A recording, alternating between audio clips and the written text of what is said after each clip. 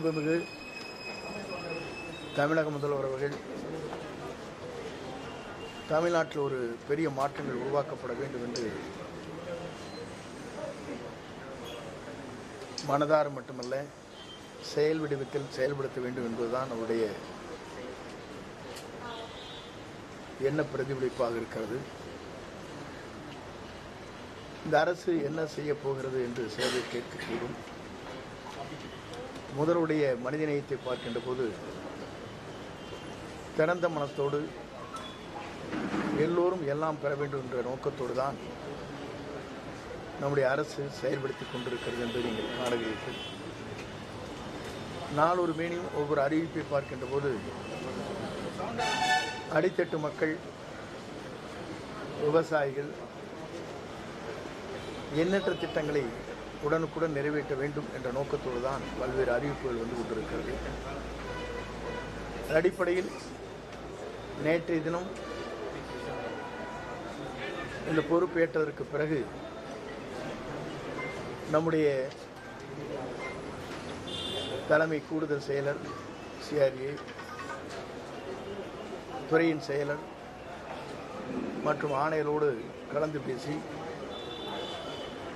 பத்திரிகைகளை பார்க்கின்ற போது பல்வேறு செய்திகள் வந்து கொண்டிருக்கிறது. குறிப்பாக வெப்பநிலைகள் மாற்றங்கள் ஏறத்தாழ பல பகுதிகளே 107 வரையிலும் வெப்பநிலை இருக்கிறது. எப்படி மக்கள் அதிலே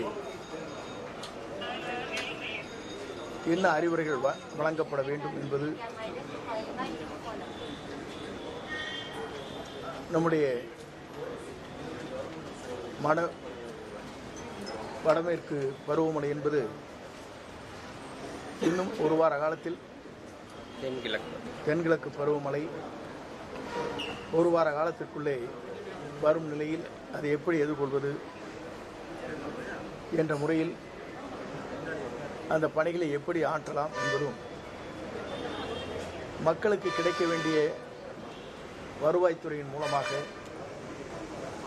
அனைத்து பணிகளும் விரைந்து செய்வதற்கு என்னென்ன பணிகள் நாம் மேற்கொள்ள வேண்டும், மக்கள் மகிழ்ச்சியோடு நம்முடைய முதலமைச்சரை பாராட்டுகின்ற அளவிற்கு இந்த துறை செயல்படுத்த வேண்டும் என்ற நோக்கத்தோடு தான் இந்த கூட்டம் இங்கே கூட்டப்பட்டிருக்கிறது. இது பல்வேறு கருத்துக்கள் பரிமாறப்பட்டிருக்கிறது. இந்த துறையை பொறுத்தவரையிலும் முதல்வர் என்ன நினைக்கிறாரோ அதை நிறைவேற்றுவதற்கு, அதை செயல்படுத்துவதற்கு துறையின் சார்பாக எல்லோரும் இணைந்து அந்த பணிகளை மேற்கொள்ள இருக்கிறோம். எல்லோருடைய பாராட்டுதலை பெறுகின்ற அளவிற்கு இந்த துறையை எடுத்துச் செல்வதற்கு நடவடிக்கை மேற்கொண்டு வருகிறோம் என்பதை மகிழ்ச்சியோடு நான் தெரிவித்துக் கொள்கிறேன்.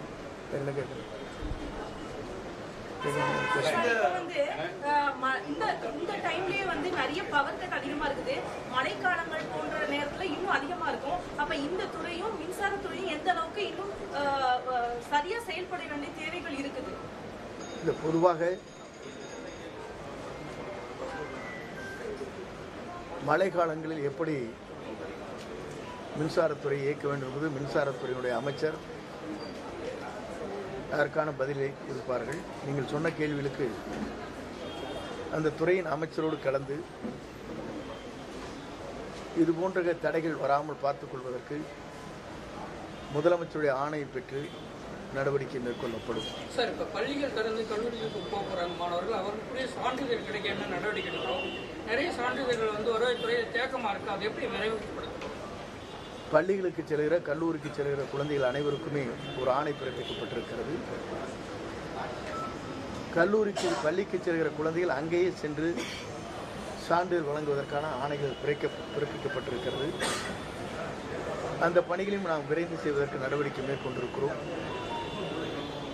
இன்னும் ஒரு வார காலத்துக்குள் உங்களுடைய இந்த துறையினுடைய செயல்பாடுகள் பள்ளிக்கு செல்கிற, கல்லூரிக்கு செல்கிற மாணவர்களுக்கு சான்றிதழ் வழங்கவில்லை என்ற குறையே உங்கள் கவனத்திற்கு வராது.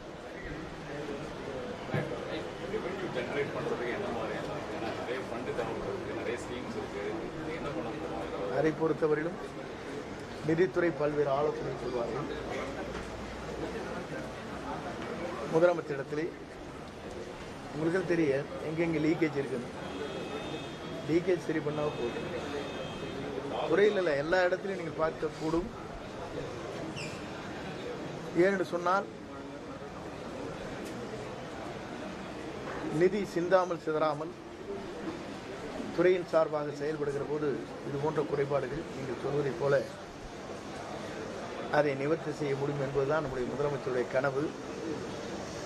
அதைத்தான் அவர் விரும்புகிறார். அவருடைய எண்ணங்களை நிறைவேற்றுகிற பணிகளை நாங்கள் அனைவரும் அந்த துறையின் சார்பாக நிறைவேற்றுவோம். சார், வருவாய்த்துறையில